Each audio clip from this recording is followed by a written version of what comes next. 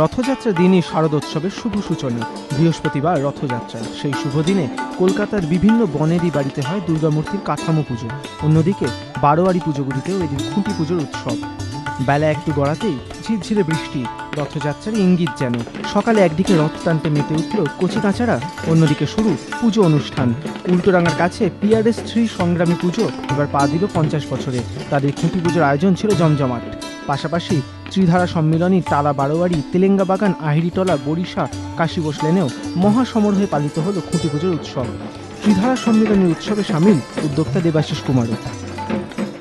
দুর্গাপুজোর উৎসব আজ থেকে শুরু হয়ে গেল আক্ষরিক অর্থে, যদিও পরিকল্পনা ভাবনা অনেকদিন আগে থেকেই শুরু হয়ে গেছে, কিন্তু আজ থেকে আক্ষরিক অর্থে কাজটা শুরু হলো। এবং রথ আজকে পূর্ণ দিন, ভগবান জগন্নাথের আশীর্বাদ চেয়েই আমরা আমাদের আজকে যাত্রা শুরু করলাম। খুঁটি পুজো উৎসবে অংশ নিয়েছেন এলাকার বাসিন্দারা। যবে থেকে 49 বছর শেষ হয়েছে তবে থেকেই মনে মনে কাউন্টিং শুরু হয়ে গেছে যে 50 বছরের নতুন কিছু একটা সংগ্রামী উপহার দেবে।